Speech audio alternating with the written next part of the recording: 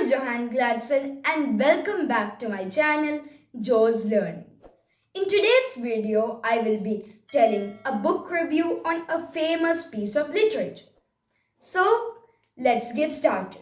There are books of which the backs and covers are by far the best parts. That's true, but not always. Today, I will be doing a book review on one of R.K Narayan's best published works, Swami and Friends, a timeless piece of literature.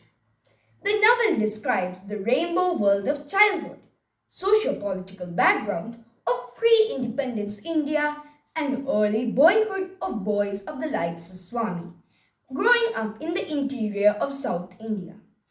Examining British colonial rule through the lens of an ordinary boy's relatable childhood, R.K. Narayan demonstrates the impact of colonial rule present in every corner of Indian life during this era.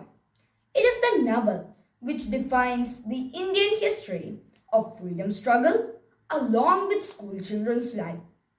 Swami, the young protagonist, shines through this novel. He is a student at Albert Mission School, a school established by the British. Narayan represents the movement against foreign-made clothes through the male protagonist. Swaminathan has burnt his school cap in support of Gandhiji, who has been jailed.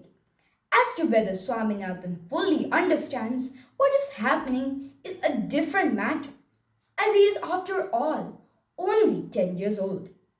Swami is a spontaneous, impulsive, mischievous, and yet a very innocent child. Through Swami's lens, the reader may understand the peak of pre-independence days in South India. The life portrayed in the novel is accurate in its description of the colonial days.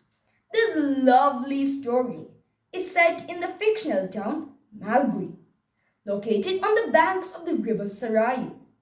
The book begins by introducing young Swami and his four friends. In the book, R.K. Narayan has carefully mentioned each one of Swami's friends, which has helped the reader to form an accurate visual image of them.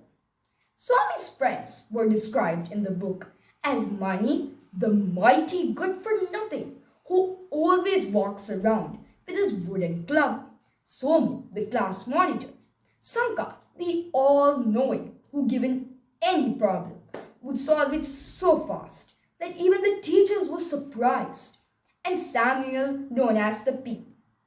His life is dramatically changed when Raja, a symbol of colonial superpower, joins the school, and he and Raja become friends.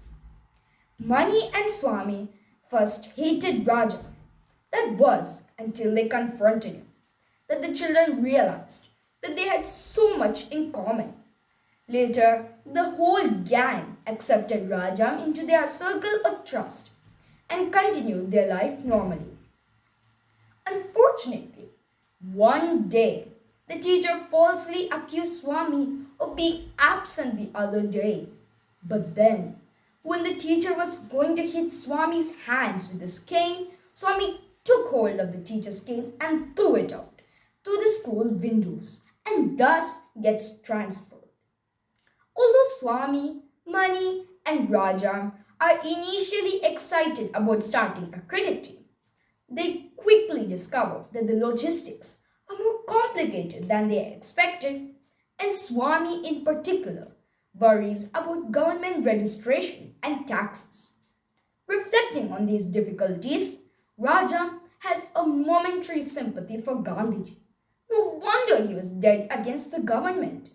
By equating the boy's seemingly trivial problems with Gandhiji's opposition to the government, Narayan humorously points to the oppressive presence of the government in every Indian's life. The end of the story is also interesting, as Swaminathan appears to knowingly rebel against the system. Though he takes the punishment that is administered to him by the headmaster, Swaminathan does everything he can To show that he is not at all hurt, he holds back the tears he wants to cry and runs out of the classroom. Where previously he was just part of a crowd and following the lead of the crowd.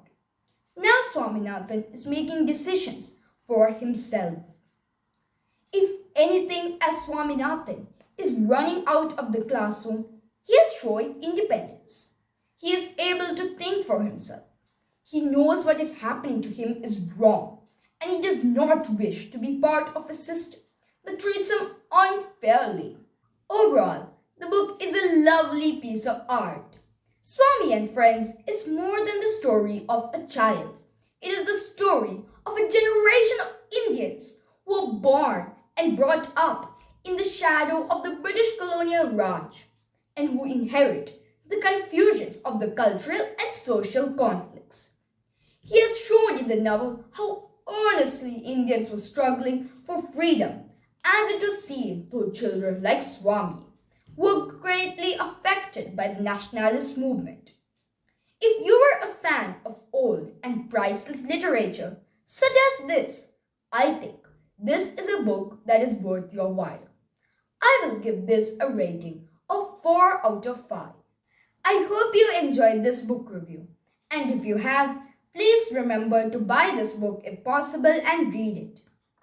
And please also remember to smash that like button and be subscribed to my channel. And thank you for watching, and see you all in my next video.